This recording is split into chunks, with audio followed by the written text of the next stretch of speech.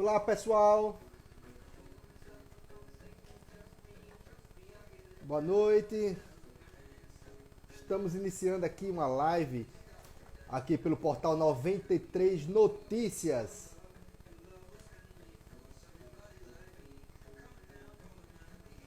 Programa melhora a cada dia e hoje vamos conversar com o presidente da OAB Sergipe.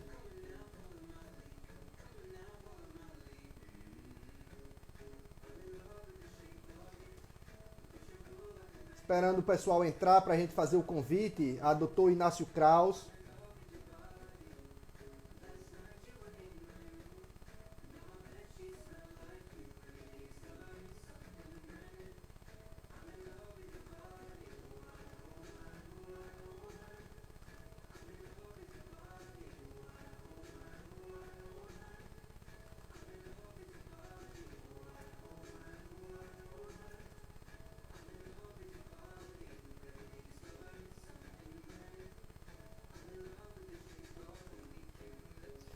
Programa melhora a cada dia. Hoje iremos conversar com o presidente da OAB Sergipe, Inácio Kraus, doutor Inácio Kraus. Ele vai falar um pouco aqui sobre os embates jurídicos, né? Dessa pandemia.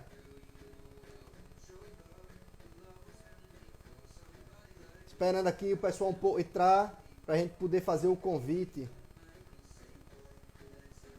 e dar início a esse bate-papo aqui que tem muito assunto para. Primeiro eu agradeço a Alexandre Wendel por confiar em mim esse espaço aqui, que esse programa é uma idealização dele e ele confiou em mim esse espaço. Eu fico muito feliz dessa confiança.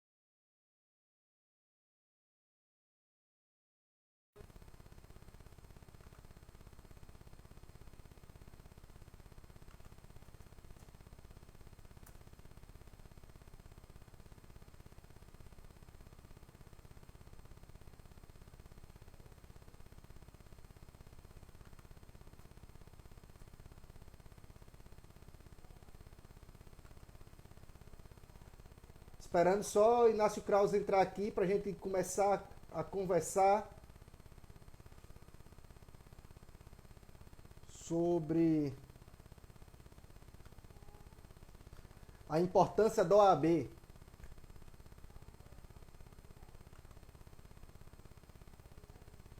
O programa Melhora a Cada Dia já vem aí há alguns anos levando informação para vocês e agora essa parceria do Melhora a Cada Dia com o portal 93 Notícias vem trazendo muitas informações, sempre entrevistas importantes. Um abraço aí para Carlos Eloy que entrou ao vivo agora. Valeu, Carlos! Tá ouvindo bem?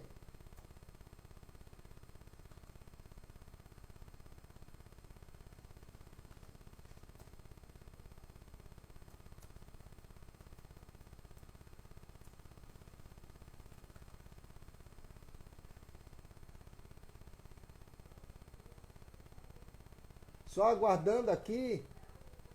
Enquanto isso eu peço para vocês, nossos que estão aqui ao vivo, vocês nesse coraçãozinho aí embaixo, vocês vão apertando nele cada vez que... Um abraço, Fátima de Moita Bonita, boa noite. E cada vez que vocês vão apertando esse coraçãozinho aí o Instagram vai entendendo que é um assunto relevante e vai levando essa live para mais pessoas, cada vez mais pessoas podem assistir essa live, como também esse triângulo, que é esse avião, vocês apertem esse triângulo e compartilhem essa live com pessoas, com mais pessoas, para a gente poder assistir nosso vídeo. Só estou esperando aqui Dr. Inácio Krause entrar para a gente poder fazer o convite e dar início ao nosso bate-papo.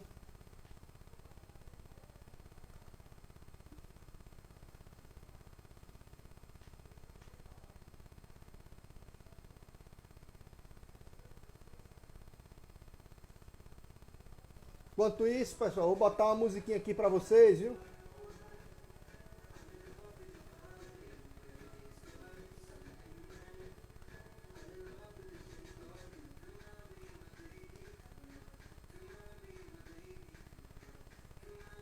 Aí, pessoal, muito bem. Muito coraçãozinho. Quanto mais coração vocês apertam, mais... Doutor Inácio Krause acabou de entrar. Boa noite, doutor Inácio. Vou fazer o convite a ele agora, para a gente poder dar início ao nosso bate-papo.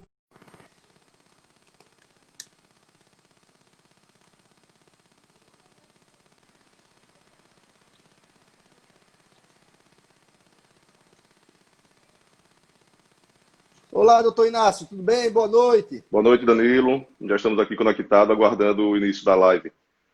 Abraço e obrigado pelo convite. Tá me ouvindo bem? Tudo tranquilo. Tá me ouvindo bem, doutor? Tá tudo ouvindo bem. Pronto. E vendo também. Aí, coisa boa.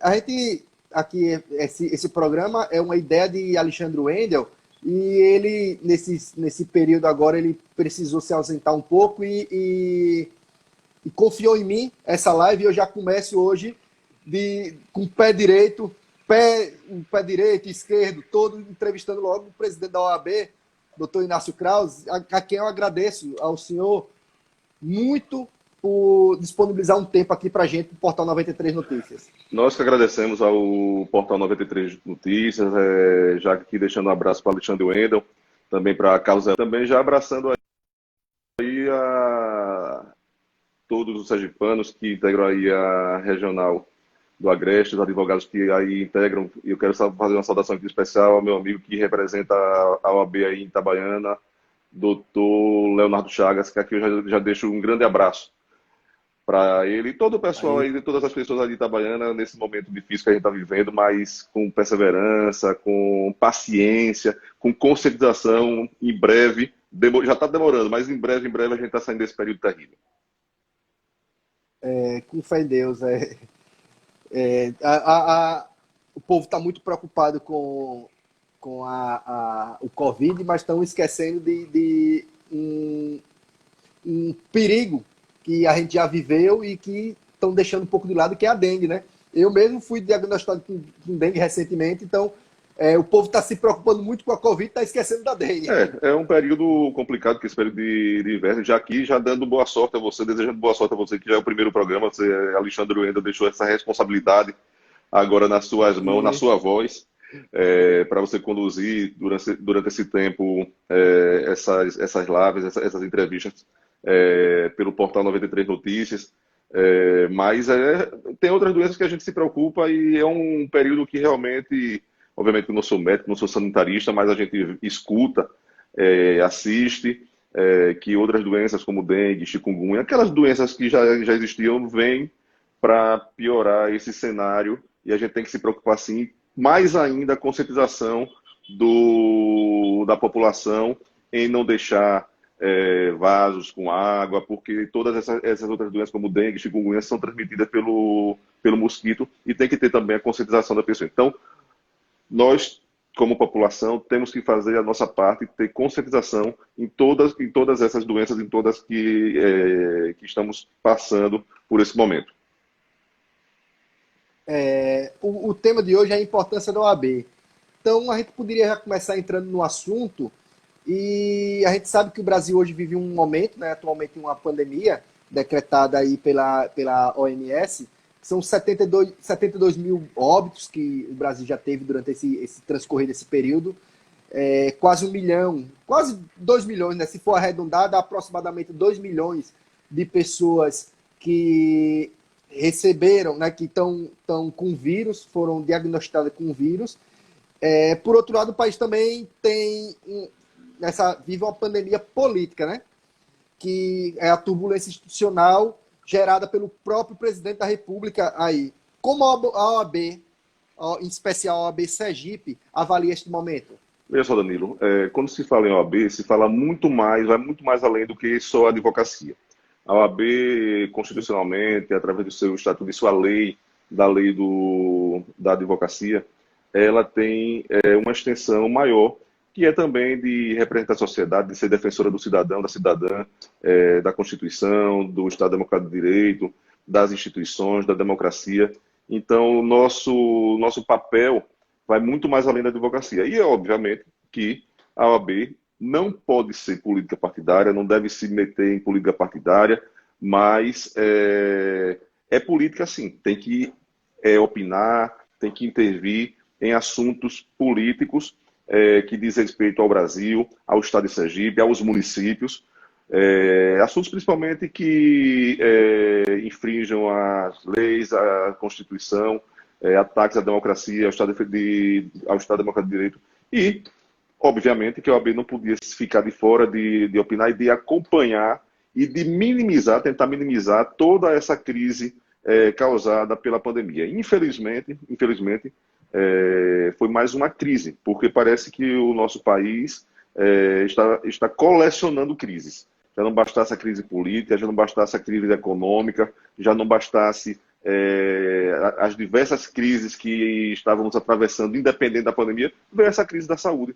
E essa crise da saúde se misturou com crises políticas, com crise econômica, e, na verdade, os nossos governantes, os nossos políticos, os nossos escolhidos pelo povo, que estão lá para representar o povo, talvez não viram, não perceberam que a pior crise, e a crise que a gente deve estar combatendo agora, a crise que a gente deve estar tentando derrubar, primordialmente, é essa crise na saúde, essa crise com a pandemia, que já levou mais de 70 mil vidas em nosso país e que ainda está infectando várias pessoas, vários cidadãos e várias cidadãs.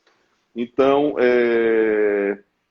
os políticos brasileiros que estão à frente, tanto na presidência da República quanto os governadores, prefeitos, deviam deixar de lado essa parte de oposição e situação, deixar de utilizar a pandemia do coronavírus para fazer política em cima de uma desgraça. Porque essa pandemia está levando vidas, está ceifando vidas e ninguém está imune a se infectar pelo coronavírus, e isso já foi demonstrado pelas autoridades médicas e pelos informes jornalísticos que a gente recebe, que a doença não escolhe as pessoas para infectar e também, infelizmente, ceifar essas pessoas, esses infectados da vida. Então, o que faltou aqui no nosso país, e que a OAB foi combatente, está combatendo, está incisiva, é que os políticos deixem a politicagem de lado, deixem de fazer política em cima da pandemia e voltem as suas atenções para o combate da pandemia, que a gente está vendo. Em alguns estados está estabilizada, em alguns estados está em crescimento ainda, em outros estados está em decréscimo, mas a situação, a realidade, é que ainda está matando quase mil cidadãos e cidadãs por dia. E o que a gente vê é que os políticos não se acertaram. Parece que um foi para a letra A, outro foi para a letra B, sintonizaram em canais completamente diferentes, ao invés de sintonizar em um canal só, que era o canal de pensamento, de pensamento e de socorro à população brasileira. Então, ainda há tempo. A pandemia está aí ainda, não acabou. O que a gente vê é que os políticos parecem deixar de lado uma crise social, uma crise na saúde terrível que está acontecendo, e a gente parece que saíram os políticos e entregou aos cientistas. Os cientistas têm que contribuir, estão contribuindo. Os profissionais da área da saúde têm que contribuir e estão contribuindo. Mas os políticos são muito importantes na união para que com distribuição de recursos, com políticas públicas, melhora na saúde, tente minimizar, procure trabalhar para extirpar de vez essa crise na saúde causada pelo coronavírus. Do ponto de vista na política, é possível confiar nas instituições da República para barrar o pior? Sem dúvida. Ou a súbita parada, né, do presidente nos ataques às instituições, né, como o Congresso e o STF, o Judiciário, né? O STF é o representante maior, né? Não seria um sinal positivo na busca da paz institucional? A OAB como um todo, ela vai pedir o impeachment do presidente? Olha só, eu acho que não é hora de falar impeachment, certo? Impeachment, seja de qualquer presidente, de qualquer representante eleito pelo povo, é uma passagem, um momento muito traumático para a democracia, mas entendo e também é o entendimento do Conselho Federal que não há momento agora de se pensar em impeachment, o momento agora primordial é se pensar no decréscimo e na extirpação do coronavírus no país, para que pessoas deixem de morrer, porque a vida é o bem maior. Então, nós, neste momento, não estamos pensando em impeachment. Não significa dizer que, posteriormente, com um país mais calmo, já se livrando dessa pandemia, não tendo tantas mortes mais, vidas não sendo ceifadas, as pessoas não sendo infectadas, que o Conselho Federal não vai discutir o impeachment do presidente Bolsonaro através de e se for pedido, que seja pedido através de uma fundamentação. Mas eu entendo que o presidente da República, ele entendeu que as instituições são primordiais para consolidar a democracia. Infelizmente, anteriormente ele levou uma linha de ataque às instituições democráticas, como o Congresso Nacional, como o Poder Judiciário através do Supremo Tribunal Federal, atacou também a OAB, porque sabe que a advocacia não se cala, atacou a OAB, atacando inclusive a vida privada do presidente do Conselho Federal, isso desde o início da gestão do presidente da República. Antes mesmo de tomar posse, ele já veio atacando a OAB, porque é o seguinte, porque sabe que a OAB tem mais de 85 anos de história, e a história da OAB fala por ela mesma, é uma história de lutas, uma história de conquistas, durante vários períodos, e vários períodos mais difíceis do que a gente está passando. A OAB nunca se calou, a OAB nunca se curvou, mas sempre defendendo a democracia, a Constituição, o Estado Democrático de Direito e o fortalecimento das instituições. Então, quando a OAB saiu em defesa do STF, quando a OAB saiu em defesa dos poderes constituídos, foi sair em defesa para o fortalecimento da democracia. Porque o que a gente viu, e toda essa intervenção da OAB, foi por ataques à Constituição, por ataques à democracia. Então, eu entendo que essas manifestações dessas instituições que defendem a democracia, defendem a Constituição, todas essas manifestações, toda essa insurgência, toda essa caminhada e toda essa frente contra as pessoas que atacavam as instituições democráticas, que atacavam a Constituição, fez com que o presidente da República recuasse e deixasse no momento de atacar as instituições. E foi isso que a gente viu agora, mas para isso teve que ter um freio, um freio do presidente, que foi através das manifestações de ações judiciais propostas por essas instituições. Então, foi muito importante. Eu entendo que, nesse momento, o presidente começou a respeitar as instituições, mas começou a respeitar as instituições democráticas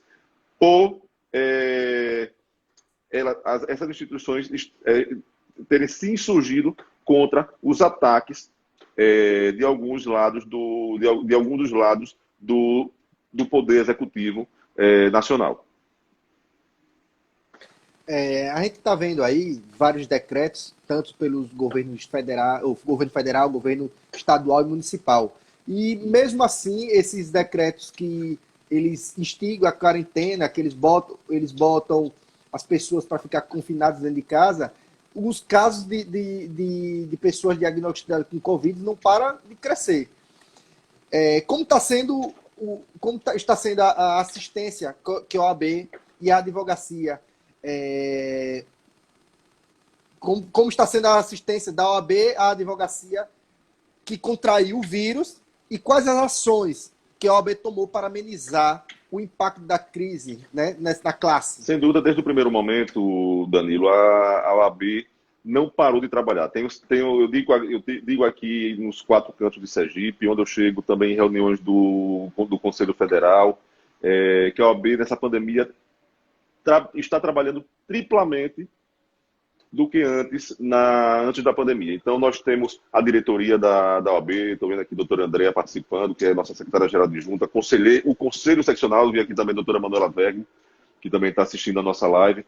Então, a diretoria, o conselho seccional, as comissões não pararam o momento, pelo contrário, triplicaram o trabalho. E instituímos um comitê social de crise, que foi um comitê que trouxe outras instituições para sugerirem ações para que a OAB tomasse, junto ao governador, junto aos prefeitos das cidades.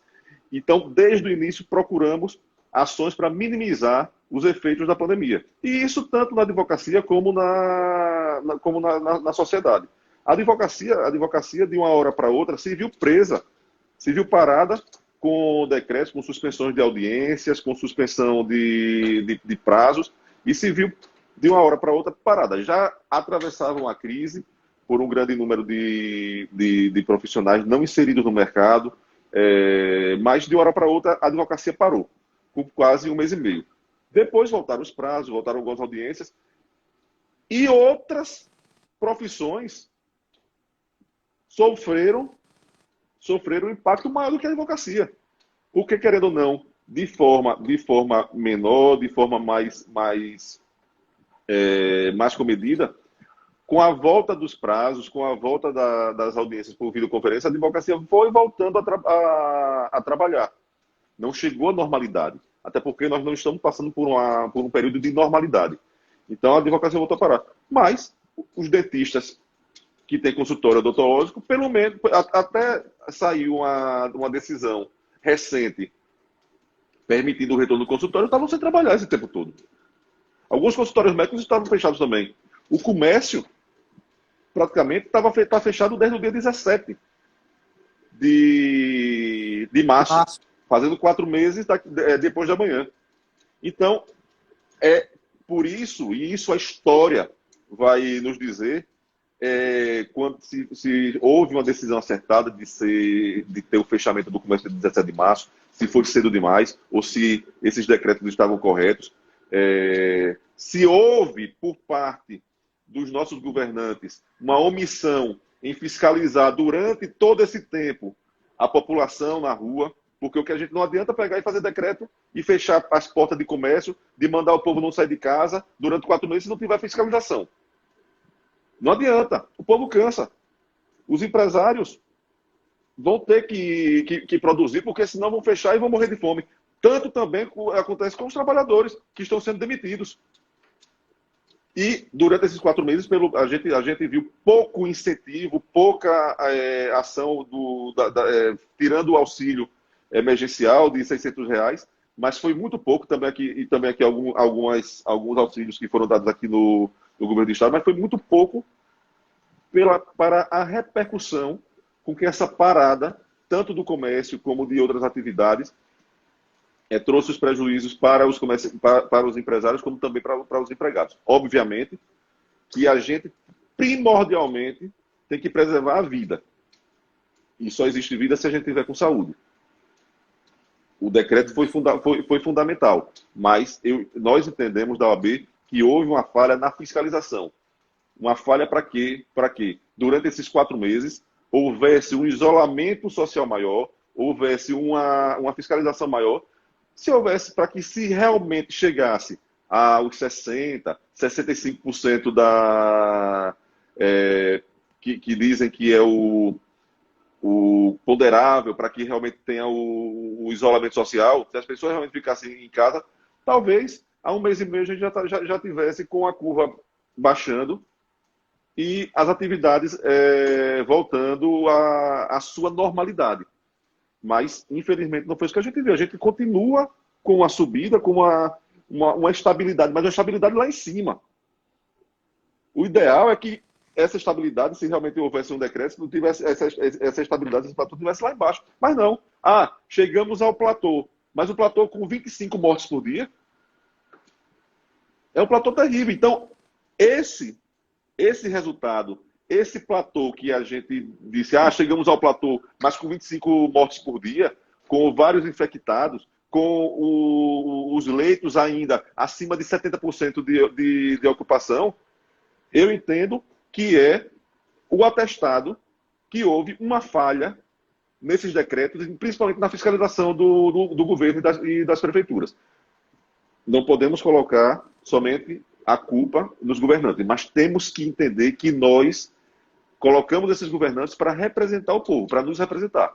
Não adianta também pegar e colocar, a população tinha que ter consciência de pegar e de ficar em casa. Não é assim, não.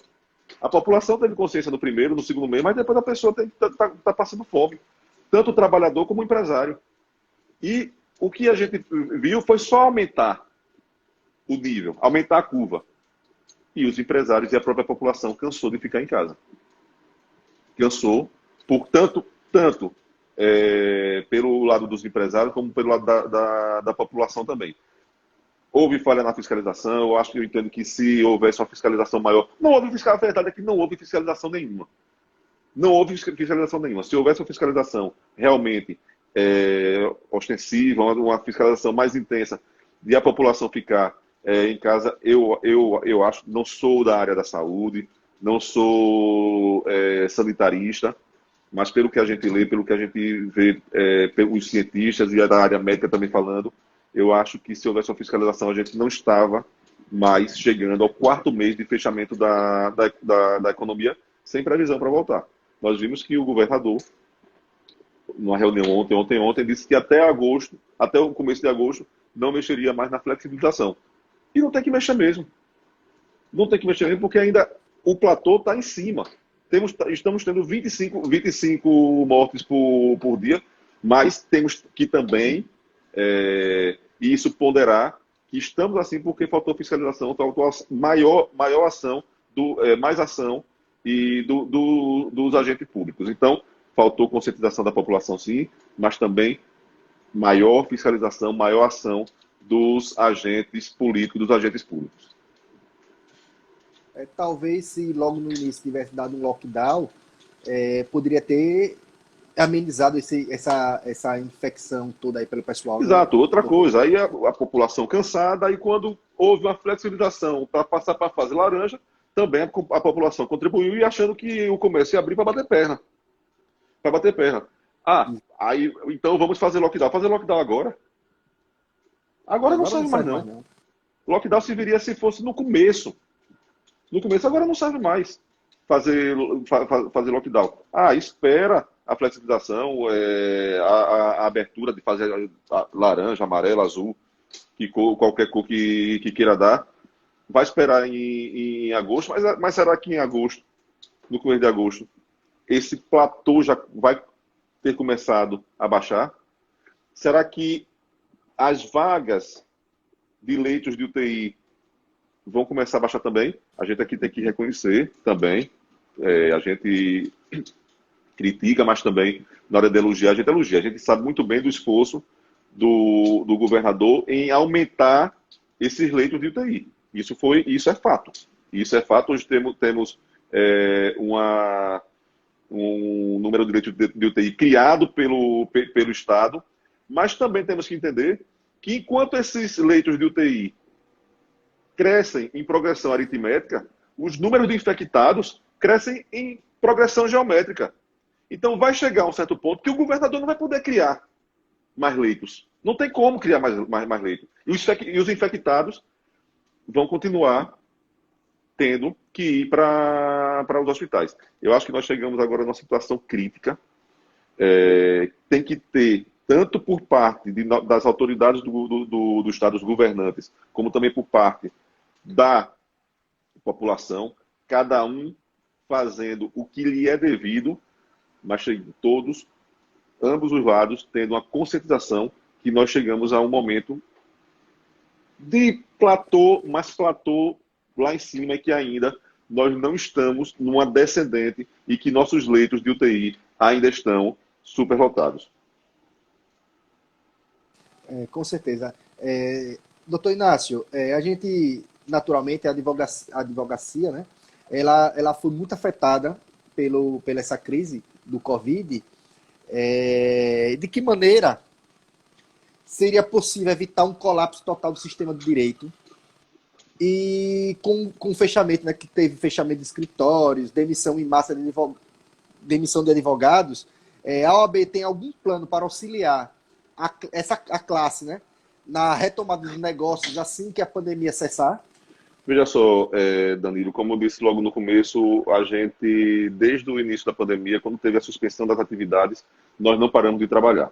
Nós triplicamos o trabalho. Então, a gente sabe que a advocacia já vinha em crise, não foi de agora. Obviamente que piorou quando se viu ceifada de suas atividades durante quase um mês e meio, que foi quando teve a suspensão das audiências e dos prazos processuais.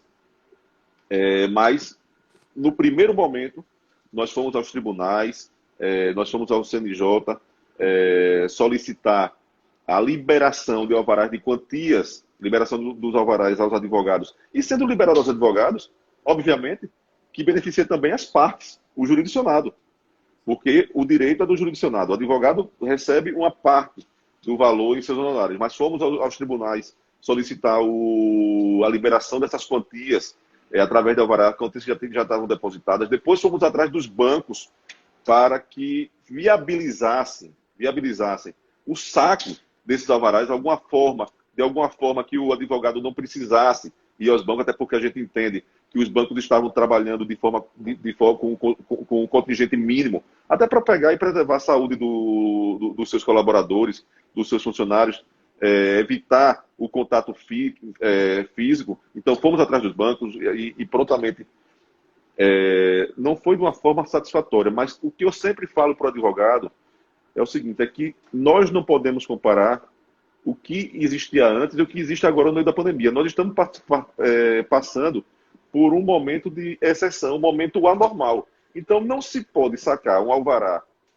nesse tempo da mesma normalidade que existia anteriormente à pandemia. Até porque os fóruns estavam fechados, os bancos estavam trabalhando com contingente mínimo, veio o auxílio do governo, que superlotou a Caixa Econômica Federal, dos beneficiários que estavam indo atrás do auxílio emergencial do governo federal, mas os bancos se comprometeram, os bancos, de uma forma cadenciada, foi liberando esses alvarás, pagando esses saques de alvarás para os advogados e advogadas, e, por via de consequência, para os jurisdicionais, que também precisavam de seu dinheiro. Depois, prorrogamos para a advocacia 3 meses de parcela para o fim do ano, porque entendemos que naquele momento a advocacia estava parada, talvez não tivesse como quitar a anuidade da OAB, então nós prorrogamos para os 3 meses, março, abril e maio, para outubro, novembro e dezembro. Nós também ofertamos cursos gratuitos através da Escola Superior de Advocacia para os advogados e advogadas, cursos gratuitos através da internet. Através da Caixa de Assistência, disponibilizamos consultas de psicólogos, consultas informativas sobre o coronavírus, um auxílio emergencial. Não foi o auxílio emergencial, e é bom que se diga aqui, foi oferecido aos advogados e advogadas que estavam necessitando daquele valor, um valor que foi ofertado, dividido para ver o máximo possível de advogados que estavam precisando daquele valor naquele momento recebessem. O auxílio emergencial foi para esse tempo de coronavírus, para ser um auxílio para o advogado, pagar uma conta de energia naquele mês. Não foi para mudar a vida de advogado e advogado. A natureza jurídica está dizendo auxílio emergencial no coronavírus. Então, tiveram alguns advogados, infelizmente, que achavam que o auxílio emergencial devia ser num valor maior, que ia mudar a condição financeira, que ia pagar a conta de 2017. Não. A OAB não é banco. Caixa de Assistência não é banco. Nenhum conselho profissional criou um auxílio para esses profissionais como nós criamos. Então, é bom pegar e que o colega advogado tenha a consciência de como é o trabalho e de como também os presidentes das seccionadas, os presidentes da Caixa, estão atrelados às regras que vêm do Conselho Federal. Então, tudo o que foi ofertado foi o que foi dos passados, que estava à nossa mesa, à nossa disposição e que podemos passar para a advocacia. Mas fizemos muito. A gente podia pegar e passar a noite toda aqui. Fomos atrás de instituições bancárias, como o Banco do Estado de Sergipe, para ofertar financiamentos, empréstimos a advogado pessoa física, porque o banco oferece financiamento, os bancos oferecem financiamento aos advogados pessoa jurídica. Mas nós fomos atrás e conseguimos com o Banco do Estado de Sergipe financiamento para advogados pessoa física, que é a grande maioria. Hoje nós temos atuando quase 10 mil advogados e, com certeza, 9.500 são pessoas físicas. Então, conseguimos. E diversos outros benefícios para a advocacia. E todas as vezes, das prerrogativas também, lutando pelas prerrogativas, porque nesse período virtual, nesse período de videoconferências, parece que o judiciário quis se afastar, está querendo se afastar um pouco da advocacia. Certo? Nós temos como prerrogativa o atendimento do juiz, dos desembargadores, e de uma hora para outra, mas esse atendimento era físico, de uma hora para outra nós fomos tolhidos de ter esse atendimento. Nós estamos solicitando, vamos lançar, enviar e-mail para todos os advogados para saber quais são os tribunais daqui de Sergipe, quais são que estão fazendo atendimento por videoconferência. Isso foi uma deliberação do colégio de presidentes de todas as seccionais. Todos os presidentes de seccionais vão fazer essa pesquisa para que os advogados informem quais são os tribunais que estão efetivamente atendendo os advogados por videoconferência. O advogado marcar, agendar, para poder despachar com o juiz e o desembargador através de videoconferência. Então, o judiciário tem que entender que mesmo com a pandemia, mesmo com essas plataformas, com essa transformação digital, ele não pode se afastar do advogado. O advogado é essencial à administração da justiça. Ele faz parte da administração da justiça. Então, nós queremos, sim, ser atendidos por agendamento, seja nesse tempo que está nessas videoconferências, mas queremos, sim, despachar com os juízes por videoconferência, pelo WhatsApp, mas isso é uma reivindicação legal, uma prerrogativa. Não pode simplesmente o judiciário chegar e dizer, não, porque nós não estamos atendendo presencialmente, nós não vamos atender o advogado. E não é ser atendido pelo assessor, não. É ser atendido pelo desembargador, é ser atendido pelos juízes, tem que ter um plano B. Então, todos os tribunais serão oficiados até segunda-feira para que eles enviem para a OAB quais são os juízes, quais são os desembargadores que estão atendendo o advogado por videoconferência. Se não pode ter o atendimento presencial, tem que ter o plano B. E o plano B é agendar para fazer um atendimento por WhatsApp, através de ligação de vídeo, por videoconferência, por diversas plataformas. Não atender o advogado é que não pode ser, que a gente não pode aceitar. Então, estaremos enviando os ofícios para os tribunais, para que eles digam quais são os desembargadores e quais são os juízes que estão se utilizando desse plano B de atendimento ao advogado, e se não estiverem, depois de recolher toda essa pesquisa, e é uma pesquisa breve, rápida, nós estamos encaminhando para o Conselho Federal para que seja regulamentada através do CNJ uma forma uniforme de atendimento. O que não pode, Danilo, na comarca de de Vitória da Conquista, um juiz do trabalho, um juiz da Justiça Comum está atendendo advogado por videoconferência, e numa comarca aqui, vamos dizer um exemplo, em Itabaiana, pronto, não ter não ter nenhum atendimento.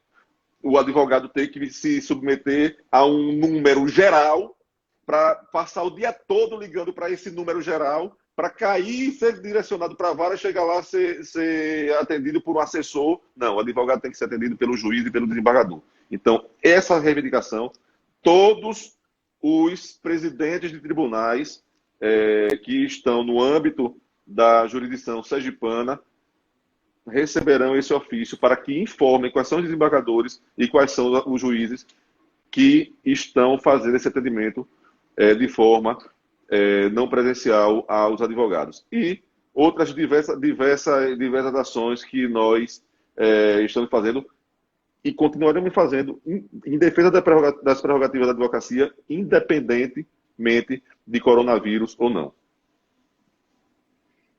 Na sua opinião, é possível compatibilizar as necessidades econômicas do Estado, ou seja, a volta do funcionamento dos setores da economia que não sejam essenciais, com o combate da proliferação do coronavírus? No caso da advocacia, o que pode ser proposto nessa nova fase? Veja só, Danilo, eu sempre digo que a advocacia sai fortalecida depois de crises. Sempre a advocacia renasce, sai mais fortalecida. Isso também pode ser dito para a nossa instituição, para a OAB, sempre se fortalece ainda cada vez mais depois de uma crise. E isso, toda a história, ao longo da história, foi demonstrado isso. Nós sabemos que houve uma transformação digital, e essa transformação digital não vai voltar, vai ao contrário. Ela vai permanecer, os escritórios de advocacia vão ter que se reformular, a advocacia vai ter que se adaptar a essa nova realidade, mas a gente tem que ter calma e paciência. Vão acabar alguns ramos da advocacia, mas vários outros, no direito do consumidor, no direito trabalhista, a gente está vendo isso direto, essa mudança direta no direito previdenciário, vai abrir outros nichos para a advocacia. Então, o advogado, primeiro, tem que se atualizar. Atualizar no direito. Depois, se atualizar também na transformação digital. Esses dois requisitos serão primordiais e fundamentais para a advocacia no futuro. O advogado vai ter menos custos. A gente está vendo muito bem que hoje a gente não precisa ter uma estrutura estrondosa, imensa, de escritório para fazer reuniões, para fazer petições.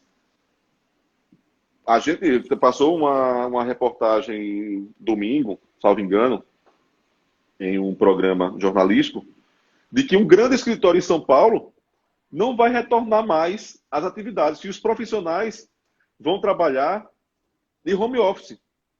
Então, veja o custo. Então, haverá uma baixa no custo. Um profissional, um colega advogado que mora em Itabaiana, ele vai poder fazer uma sustentação aqui no Tribunal de Justiça, ou então aqui no TRT, daí de Itabaiana. Não vai ter mais esse problema de se deslocar até Aracaju para vir fazer essa sustentação oral. Houve prejuízo, sem dúvida nenhuma, mas também a gente tem que ver que vai haver uma redução de custo e novos campos no direito vão se abrir para a advocacia. Mas, para isso, o advogado vai ter que estar atualizado, tanto juridicamente como digitalmente. Essa mudança, a tecnologia está implantando, a gente viu que é possível trabalhar, né, sem ser presencialmente, trabalhando virtualmente. A gente viu que tudo é possível, tanto para a minha área, eu sou jornalista, comunicação, como para o direito, que a gente está vendo que é possível, né, essa mudança toda. Sem dúvida, veja só, Danilo, isso é importante, e a gente pode pensar que afastou essa pandemia, essa transformação digital, afastou o cidadão, afastou o advogado dos clientes, afastou o presidente da OAB dos advogados, das advogadas da sociedade, afastou presencialmente, certo? Mas o lado presencial sempre vai existir depois dessa pandemia. Volta às reuniões presenciais, mas as reuniões por videoconferência vão se tornar mais frequentes, e essas reuniões vão aproximar ainda mais as demandas, estou falando isso em caso da advocacia, em caso da OAB, que os advogados do interior têm para trazer para a OAB. Então, vamos dizer, uma reunião que eu teria uma vez por mês, que eu fosse em Itabaiana, ter uma reunião com a regional de Itabaiana que abrange todo o agreste sergipano, aí presidida pelo nosso colega, aí presidente da regional de Itabaiana, Dr. Leonardo Chagas. Manda aqui, mais uma vez, um abraço para ele. E outros municípios, como os municípios de Campo do Brito, Frei Paulo, Carira, Areia Branca, e outros municípios também da regional, que tem seus representantes, essas reuniões se tornam mais frequentes. Então, se eu tivesse tiver que ter uma reunião uma vez presencial lá em Itabaiana, além da presencial, eu posso fazer outras 3 ou 4 por videoconferência. Então, aproximou mais Sim. a OAB de todos os advogados de Sergipe.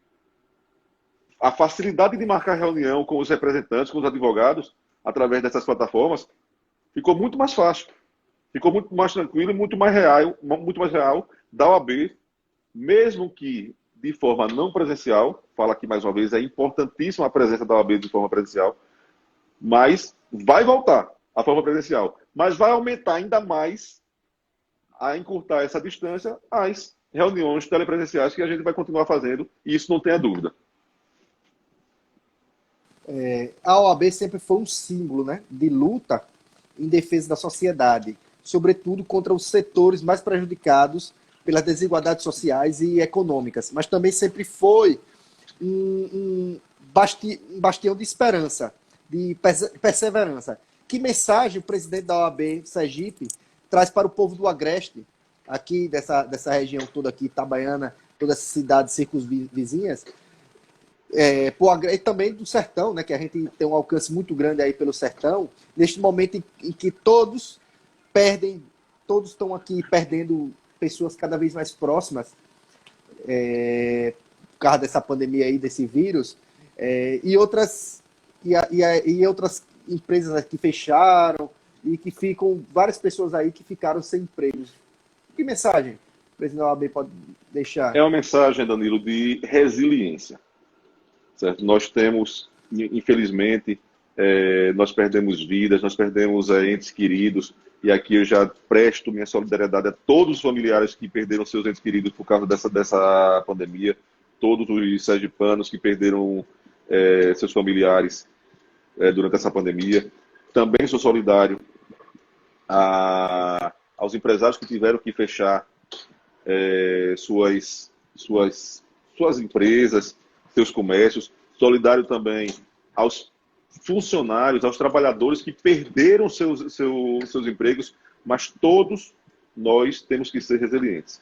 Nós temos que nos reerguer, nos fortalecer, buscar uma força espiritual, uma força de vontade, para que a gente possa se reerguer e transformar esse momento que a gente passou, um momento difícil, um momento de dor, poder transformar daqui para um tempo. Eu entendo perfeitamente e sei muito bem que isso vai demorar um pouco, mas não podemos pegar e perder a esperança. Temos que ver nesse árido deserto um oásis à nossa frente. Resiliência, fortalecimento, que o pior há de passar. Nós não podemos perder a esperança, temos que ter sempre a esperança, renovar essas esperanças nessas perdas que a gente teve durante a pandemia, e fazer essa resiliência, fazer essa transformação pensando neles.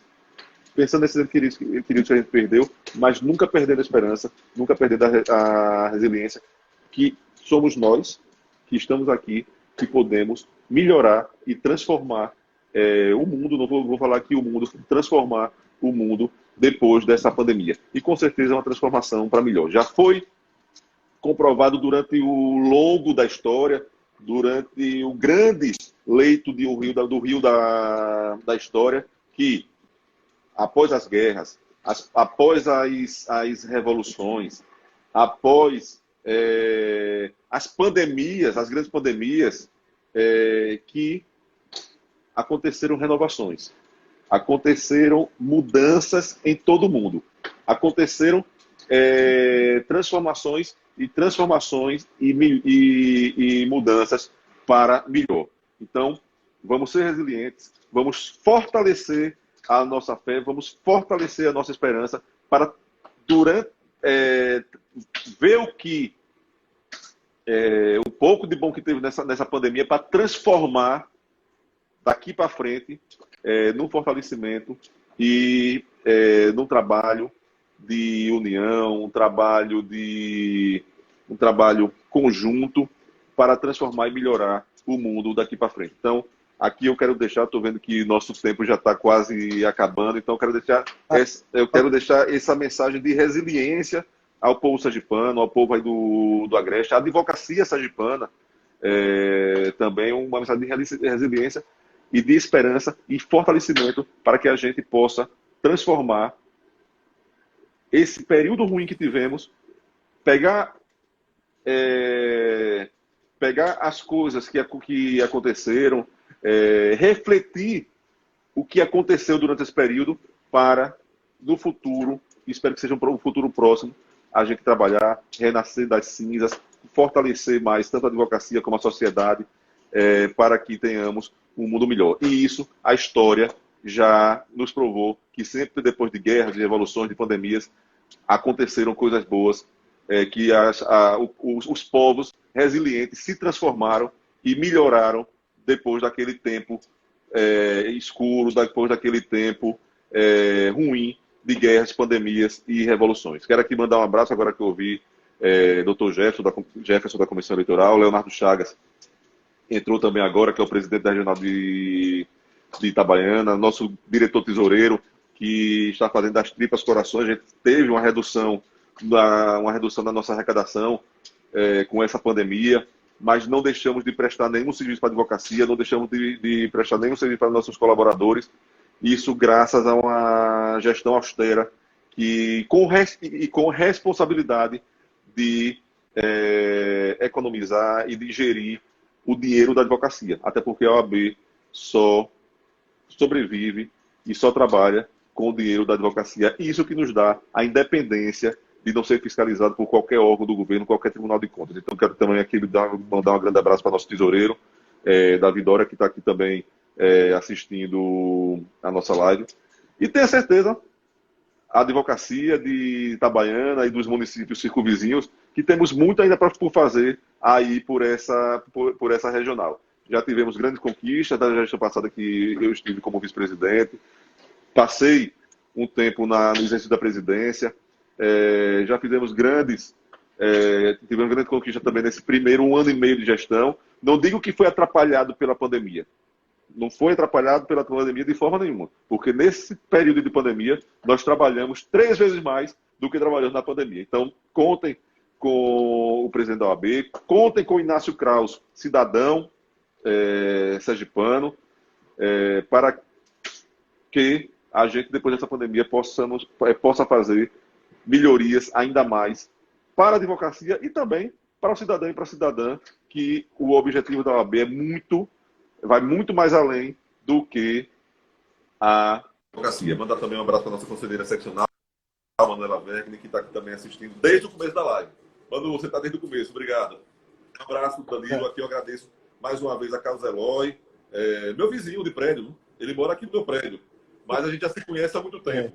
Mandar um abraço para Alexandre Wendel, mandar um abraço para essa gente fantástica de Itabaiana. Sempre eu tenho uma alegria muito grande quando subo a serra.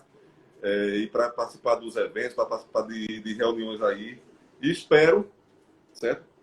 Muito embora estejamos juntos de forma virtual, através de videoconferência, mas espero ansioso o dia de poder voltar rapidamente para abraçar fisicamente nossos queridos advogados e irmãos aí da Regional do Agreste. Ô, doutor Inácio, nós temos menos de 5 minutos. Só queria fazer uma perguntinha rápida.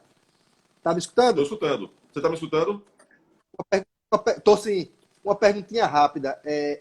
A gente está vendo aí uma enxurrada de decretos, tanto estaduais como municipais, e o STF ele obrigou aos municípios, né, a cumprir o plano estadual para a Covid. Você acredita que o STF está tirando a autonomia dos municípios?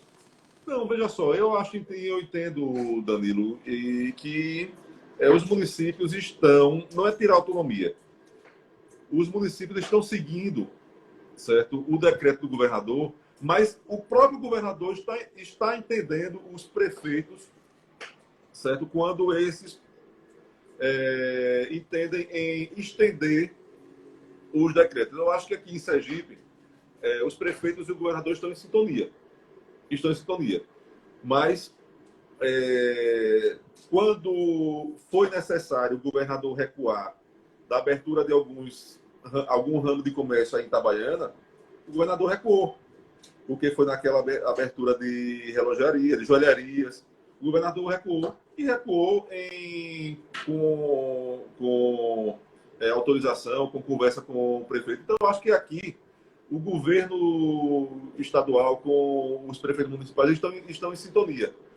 Digo e repito como digo no começo, acho que faltou mais fiscalização do governo e dos prefeitos.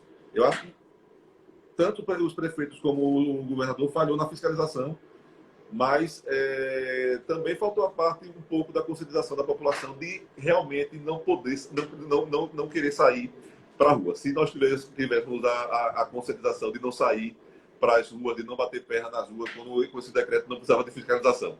Então, há meia-culpa de todos os lados. Muito obrigado, doutor Inácio. A gente agradece demais o seu tempo para disponibilizar aqui para essa live, desse programa aqui, O Melhor a Cada Dia. A gente agradece, muito obrigado aí em nome do Portal 93 Notícias. Boa noite. Boa noite, obrigado. Saúde a todos. Doutor Jefferson, um abraço também. E estamos sempre à disposição aqui. Um abraço no coração de todos daí do Agreste, principalmente o pessoal, as pessoas de Itabaiana, desejando saúde, que em breve a gente possa nos ver presencialmente. Abraço no coração de todos. Saúde. Abraço.